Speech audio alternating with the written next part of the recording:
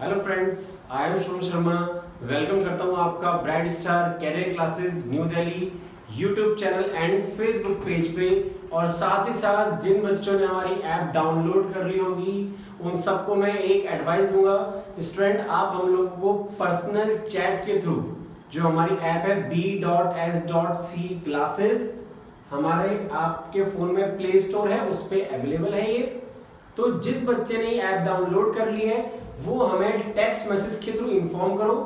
अगर आप हमारी ऑनलाइन लाइव क्लास में ज्वाइन करना चाहते हैं स्टूडेंट, ये टाइम है आपके पढ़ने का, तो प्लीज थोड़ा सा कंसंट्रेट करें अपनी पढ़ाई पे। तो आज का हम लोग स्टूडेंट्स लेक्चर स्टार्ट करते हैं। लास्ट लेक्चर में हम लोगों ने exercise 1.2 class 10th chapter first के क्वेश्चन 1 to 4 करे थे।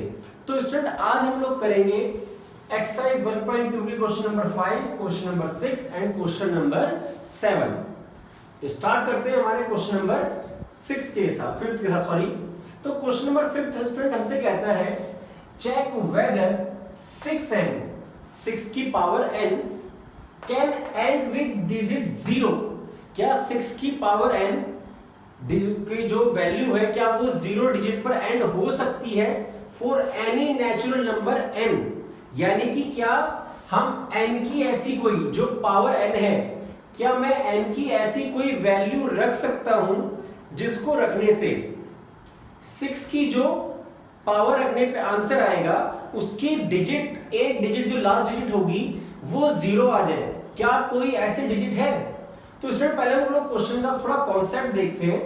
एक बात देखो, उसने बोला कि 6 की पावर n यानी n की कोई वैल्यू रखो जिससे आपका आंसर जो है वो 0 आए, आंसर नहीं सॉरी डिजिट जो 0 आए। तो स्टूडेंट अगर हम n की वैल्यू 1 रखते हैं तो क्या हो गया 6 की पावर 1, आंसर कितना आया 6, तो यानी डिजिट कितनी आई 6 आई। अगर हम 6 की पावर 2 रखें स्टूडेंट 36, यानी दोबारा लास्ट डिजिट क्या आई 6 आई।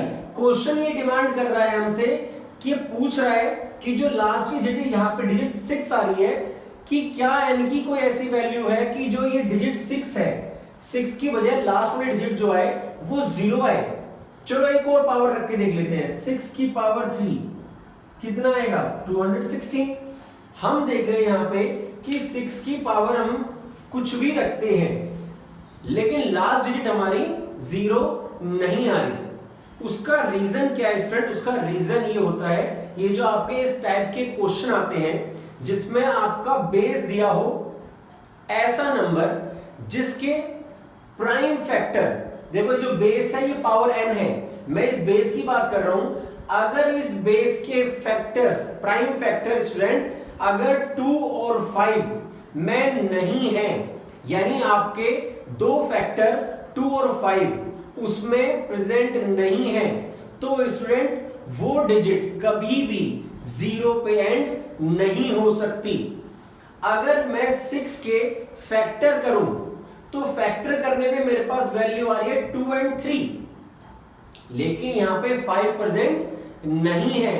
लेकिन स्टूडेंट अगर यहां पे 3 के साथ 5 आ जाता, 3 के साथ 5 आ जाता यानी 2, 3 और 5, तो स्टूडेंट 6n की वैल्यू को आप 0 पे एंड कर सकते थे। इट मींस अगर आपको किसी वैल्यू को 0 पे एंड करना है तो स्टूडेंट उसके फैक्टर में 2 और 5 प्राइम फैक्टर होना जरूरी होता है, अदरवाइज वो डिजिट 0 पे एंड नहीं होगी। आप बेशक चेक भी करके देख सकते हैं। जैसे हम यहां ले लेते हैं बच्चों 4 की पावर 2 ले लेते हैं, तो 4 2 जा क्या हो गया 4 4 जा 16 हो गया। आप देखो यहाँ पे, आप यहाँ ये ले लो 5 की पावर 3 ले लो, कितना आएगा 125 आएगा। स्टूडेंट जब तक बेस के प्राइम फैक्टर में 2 और 5 दोनों नहीं आएंगे तो स्टूडेंट वो नंबर कभी भी 0 की डिजिट पे एंड नहीं हो सकता। यानी कि n के लिए कोई भी ऐसा नेचुरल नंबर नहीं है जो 6n को की जो n डिजिट है वो 0 पे एंड हो जाए। हो जाती 0 पे एंड अगर 6 के प्राइम फैक्टर में 2 और 5 दोनों आते। यहां देखो स्टूडेंट मैंने लिखा भी है to end an with digit 0, यानी अगर आपको a की पावर n की n डिजिट 0 चाहिए तो student an must have factor as 2 into 5। तो आपको हमेशा ध्यान रखना है an के जो फैक्टर आने चाहिए स्टूडेंट वो 2 और 5 मस्ट बी रिक्वायर्ड, यानी वो तो होने ही होने चाहिए आपके, नहीं तो n डिजिट 0 नहीं होगी। हमने अब यहाँ चेक भी करके देखा है, आप चाहे तो और भी कोई डिजिट रख के देखो। देखो मैं अगर यहाँ पे बात करूं 10 की, मैं 10 का स्क्वायर करता हूं, क्या आ रहा है 100, देखो लास्ट डिजिट 0 आई ना। मैं यहाँ पे 20 का करता हूं 400, लास्ट डिजिट 0 आई ना। और आप एक बार 10 और 20 के प्राइम फैक्टर करना है स्टूडेंट। 10 के प्राइम फैक्टर क्या होंगे, 10 के प्राइम फैक्टर होंगे 2 into 5। स्टूडेंट 20 के प्राइम फैक्टर होंगे 2 into 2 into 5, यानी कि 2 और 5 तो जरूर आएगा। Clear student? तो यानी कि अगर किसी डिजिट को, यानी इस an को अगर 0 डिजिट पे एंड होना है तो उसके फैक्टर 2 और 5 होने मस्ट कंपलसरी है। अगर नहीं है तो वो डिजिट 0 पे एंड नहीं होगी। इट मींस हमें यहाँ पे इस क्वेश्चन का आंसर मिल चुका है कि 6n has not 5 as prime factor, only 2 यहां प्रेजेंट है, 5 नहीं है।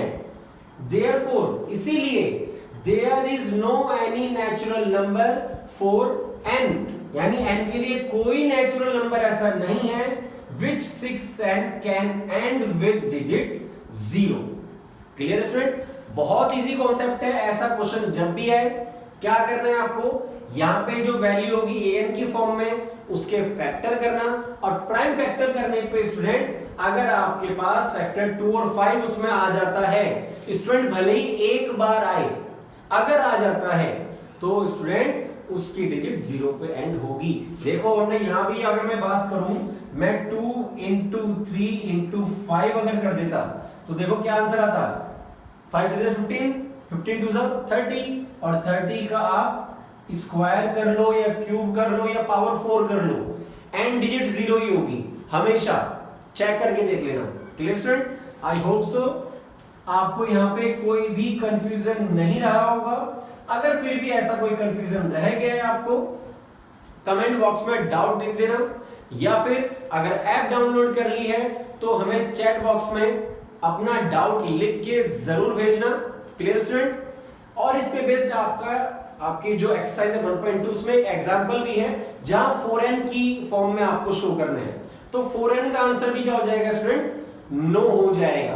क्यों होगा नो? क्योंकि आप बच्चों को वहां पे तो 2 है, 2 into 2 नहीं आ जाएगा, लेकिन 2 के साथ 5 भी रिक्वायर्ड है स्टूडेंट। बच्चों 5 भी आना चाहिए, 2 और 5 दोनों प्राइम फैक्टर। क्लियर? अगर प्राइम फैक्टर में 2 और 5 दोनों आ गए तो डिजिट 0 पे एंड होगी, अदरवाइज नहीं होगी। तो ये क्वेश्चन हमारा यहाँ पे खत्म होता है। नहीं समझ में आ रहा है 2-3 बार वीडियो बार बार देखो, जब तक समझ में ना आए ना करते रहो उसको। क्लियर?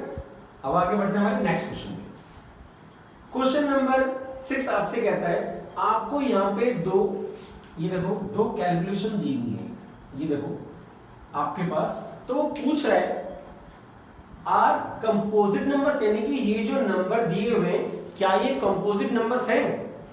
तो इसमें कंपोजिट नंबर से पहले हमें ये पता तो होना चाहिए कंपोजिट नंबर किसे कहते हैं। स्टूडेंट जब मैंने ये एक्सरसाइज शुरू कराई थी तो मैंने इसका इंट्रोडक्शन दिया था, उसमें मैंने आपको फंडामेंटल थ्योरम ऑफ अरिथमेटिक में प्राइम और कंपोजिट का इंट्रोडक्शन दिया हुआ है। तो कंपोजिट नंबर स्टूडेंट वो नंबर होते हैं जिनके फैक्टर्स मोर देन 2 हो, 2 से ज्यादा हो। तो आपको यहाँ पे सिंपल वही चेक करना है कि क्या इस कैलकुलेशन के 2 से ज्यादा फैक्टर हैं या नहीं है। तो स्टार्ट करते हैं हमारा पहला वाला पार्ट। स्टूडेंट आप पहले वाले पार्ट को देखो, तो मैं बात करूं यहां तक सिर्फ 7 into 11 into 13, मैं यहां तक तो कह सकता हूं कि हाँ ये एक कंपोजिट नंबर है क्योंकि फैक्टर मोर देन 2 है, 7 भी है, 11 भी है, 13 भी है। यानी इनको मल्टीप्लाई करके जो एक आंसर आएगा, एक जो रिजल्ट आएगा, उसके ये 3 फैक्टर है, वो खुद भी अपना फैक्टर है और 1 भी उसका फैक्टर है। तो मैं यहां तक श्योर हूं कि अभी यहां पे तो कंपोजिट नंबर है। लेकिन क्या हुआ, प्लस में एक नंबर आ गया, तो स्टूडेंट अगर प्लस में कोई डिजिट जुड़ जाती है तो बिना कैलकुलेट करे हम ये नहीं बता सकते कि ये कंपोजिट होगा या प्राइम होगा। क्लियर? जैसे हम बात करें, हम यहाँ पे लिखते हैं 2 इंटू 2 इंटू 3, तो यहां तक हम कह देंगे भाई ये क्या है, कंपोजिट नंबर है, 2 2 4 4 3 12। लेकिन अगर उसने यहाँ 1 ऐड कर दिया तो ये क्या हो जाएगा, प्राइम हो जाएगा। लेकिन अगर उसने यहाँ पे 2 ऐड कर दिया तो ये कंपोजिट हो जाएगा। तो यानी कि सिर्फ कैलकुलेशन को देख के हम नहीं बता सकते कि ये कंपोजिट है या फिर प्राइम है, तो हमें यहाँ पे सॉल्व करना पड़ेगा। तो स्टूडेंट इस क्वेश्चन को सॉल्व करने के 2 तरीके हैं। क्या है, एक तो आप क्या करो, इन तीनों को मल्टीप्लाई करो और उसमें 13 ऐड कर दो, जो नंबर आएगा उसके फैक्टर्स निकालो, प्राइम फैक्टर्स। अगर 2 से ज्यादा आए तो आप बता दोगे ये कंपोजिट नंबर है। अगर 2 ही स्टेप में क्वेश्चन खत्म, यानी कि उसका कोई दूसरा नंबर मल्टीप्लाई वाला है नहीं, डिवाइड करने वाला उसको, तो यानी कि वो आपका कंपोजिट नंबर नहीं है, थोड़ा सा लेंथी हो जाएगा।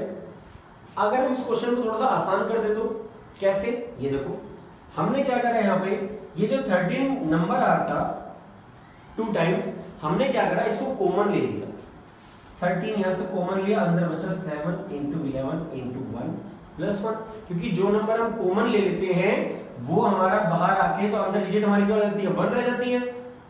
7 इंटू 11 77 प्लस 1 77 प्लस 1 78। अब आप कहोगे सर ये 1 कहां से है, तो स्टूडेंट 1 हमेशा हिडन होता है, किसी भी नंबर के मल्टीपल में 1 हिडन होता है। तो हमने यहाँ पे क्या देखा कि ये 13 इंटू 78 इंटू 1, ये तो 3 फैक्टर हो गए। तो यानी कि इन तीनों को मल्टीप्लाई करके जो आंसर आने वाला है वो एक कंपोजिट नंबर ही होगा, क्योंकि उसके ये 3 फैक्टर तो मेरे सामने हैं, एक फैक्टर वो खुद भी होगा अपना, यानी वो खुद से भी तो खुद को काटेगा 1 पे, तो 4 डिजिट होगी स्टूडेंट यहाँ पे हमारे पास। हो सकता है उससे भी ज्यादा हो सकती हैं, आप चाहो तो 78 को मल्टीप्लाई कर उसमें कर दो, फैक्टर कर दो 78 के, हो जाएंगे और पार्ट्स, आप इसको और छोटा करके लिख सकते हो। तो यानी कि फैक्टर क्या हो गया आपके, मोर देन 2। और हमें एक बात का पता है, अगर फैक्टर मोर देन 2 होंगे तो वो डिजिट क्या होगी, कंपोजिट नंबर होगा। Clear student? तो यहां से हमने इसको प्रूफ कर दिया, कितने स्टेप में, 1 2 3 स्टेप में, बिना कोई ज्यादा कैलकुलेट करे। क्लियर? इसी के साथ दूसरा पार्ट में आप देखोगे सेम यही है। यहां से हमने क्या देखा, 5 5 को हमने क्या ले लिया, कॉमन, जो अंदर बचा इधर 7 और 6 को मल्टीप्लाई करा, 42 आया, 4 इंटू 3 इंटू 2 करा तो 24 आया, 24 और 42 को मल्टीप्लाई करके और मल्टीप्लाई करा तो 1008 आया था, और उसमें 1 ऐड करा तो 1009 आ गया। अब दोबारा देखो, एक नंबर तो हो गया 1009, एक नंबर हो गया 5, एक नंबर हो गया 1। अब इन तीनों को मल्टीप्लाई करके एक नया नंबर आएगा, वो भी खुद को क्या करेगा, काटेगा, डिवाइड कर देगा। तो यानी कि इस आने वाले डिजिट के भी क्या हो गए, मोर देन 2 फैक्टर हो गए। तो यहां से हमारा क्वेश्चन फिर सॉल्व हो गया, क्योंकि मोर देन 2 फैक्टर है, इसी वजह से ये भी क्या एक कंपोजिट नंबर है। क्लियर? इसी के लिए मैंने आपको नीचे थोड़ी सी एक स्टेटमेंट भी लिखी है, फंडामेंटल ऑफ थ्योरम अरिथमेटिक की, every composite number can be expressed as a product of its prime factor. इसीलिए ये दोनों आपके क्या हो गए, कंपोजिट नंबर्स हो गए स्टूडेंट। तो ये हमारा क्वेश्चन खत्म हुआ, क्वेश्चन नंबर 6। अब हम बात करते हैं क्वेश्चन नंबर 7 की। Question number 7 student, word equation है आपके पास, और क्वेश्चन में आपसे ये कहता है कि एक राउंड रो, सोनिया और रवि 2 ऑब्जेक्ट सब्जेक्ट्स हैं, यहाँ पे दोनों क्या करते हैं, एक पूल में चक्कर काटते हैं, सोचो लोग ड्राइव करते हैं, तो वहां पे सोनिया को टाइम लगता है 18 मिनट एक राउंड कंप्लीट करने पे। यानी कि यहां से शुरू कर रही है सोनिया, तो उसको पूरा कंप्लीट करने में कितने मिनट लगते हैं, 18 मिनट लगते हैं। और इसी राउंड को रवि 12 मिनट में कंप्लीट कर देता है। तो रवि फास्ट हो गया, सोनिया उससे स्लो हो गई।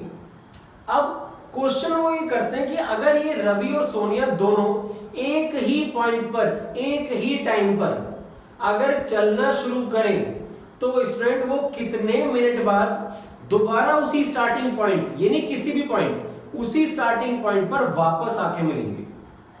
क्लियर? तो ये था आपका क्वेश्चन। आपको क्या निकालना है कि वो कितने मिनट बाद उसी स्टार्टिंग पॉइंट पर आकर मिलेंगे। तो पहला हम बात करते हैं स्टूडेंट, देखो सोनिया की। सोनिया ने एक राउंड कंप्लीट करा 18 मिनट में और रवि ने वो राउंड कंप्लीट करा 12 मिनट में, यानी कि रवि उस स्टार्टिंग पॉइंट पर पहले पहुंच चुका है और सोनिया भी कहीं यहां पे, मान लो जैसे यहां पे है, रवि यहां पहुंच चुका, सोनिया यहां पे है। तो रवि क्या करेगा, दोबारा अपना सेकंड राउंड स्टार्ट करेगा।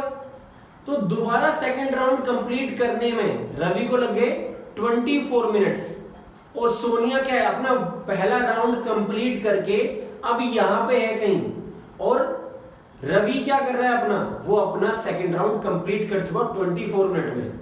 अब स्टूडेंट रवि ने अपना तीसरा कंप्लीट करा 36 मिनट में, और स्टूडेंट सोनिया भी क्या कर रही है, अपना दूसरा राउंड कंप्लीट करे 36 मिनट में। यानी कि रवि ने 36 मिनट में अपने 3 राउंड कंप्लीट कर लिए और सोनिया ने 18 और 18 36 मिनट में 2 राउंड कंप्लीट करे। तो point to be noted student, देखो कि 36 मिनट पे वो दोनों उसी स्टार्टिंग पॉइंट पे पहुंचेंगे। भले ही रवि ने एक चक्कर एक्स्ट्रा काट लिया क्योंकि उसका टाइमिंग फास्ट है, लेकिन जैसे ही 36 मिनट होंगे, रवि 12 + 12 + 12 36 मिनट में हम पहुंच चुका है, और सोनिया भी 18 + 18 करके उसी पॉइंट पे पहुंच चुकी है। तो स्टूडेंट हमने यहां आंसर भी निकाल लिया है कि 36 मिनट में वो दोनों स्टार्टिंग पॉइंट पर मिल जाएंगे। लेकिन ये तो हो गया हमारे वर्बली, लेकिन हमें इसको सॉल्व करना है पूरा। तो हम क्या करते हैं ऐसे क्वेश्चन में, तो स्टूडेंट ऐसे क्वेश्चन में मतलब पूछा जाता है आपसे मिनिमम टाइमिंग का, यानी दोबारा मिलने का मतलब है एक मिनिमम टाइम पूछा जा रहा है। और स्टूडेंट हमें एक बात का पता है, जहां बात मिनिमम की होगी वहां हम लोग फाइंड आउट करेंगे गिवन इंटीजर्स का क्या, एलसीएम। तो यहां पे हमने वही करा है, 12 और 18 का एलसीएम फाइंड आउट करा, 12 और 18 के फैक्टर करें और फैक्टर करके हमारे पास आंसर क्या आ गया, 36 मिनट्स। तो इसका आंसर क्या होगा स्टूडेंट कि 36 मिनट के बाद सोनिया और रवि एक उसी स्टार्टिंग पॉइंट पर आकर मिल जाएंगे। Clear student? बहुत इजी क्वेश्चन था। बस क्या ध्यान रखना है, जब बात होगी मैक्सिमम की हाईएस्ट की तो आपको फाइंड आउट करना है स्टूडेंट एचसीएफ, और जब बात होगी आपसे मिनिमम की लीस्ट की तो वहां पे हम क्या बात करेंगे, एलसीएम की। क्लियर? तो स्टूडेंट हमारी एक्सरसाइज यहां पे खत्म होती है। एक्सरसाइज के जितने भी क्वेश्चंस हो स्टूडेंट उसको खुद से भी करके देखना, और एक बार नहीं कम से कम 2 से 3 बार बेशक आपको आ जाए, लेकिन स्टूडेंट प्रैक्टिस के लिए जरूर आपको दोबारा करना है, क्योंकि हम जैसे हमेशा बोलते हैं प्रैक्टिस से ही आप परफेक्ट बनोगे। Clear student? कोई ओवरनाइट मिरेकल नहीं होता कि हम आज पढ़ने बैठे और कल हम एकदम से सब कुछ आ गया, प्रैक्टिस करनी पड़ती है। Clear student? तो अब इन क्वेश्चंस को आप प्रैक्टिस करो नोटबुक में, पीछे की एक्सरसाइज को रिवाइज करो, और नेक्स्ट एक्सरसाइज में हम आपसे मिलते हैं एक्सरसाइज 1.3 के लिए, नेक्स्ट लेक्चर के लिए। अब आपसे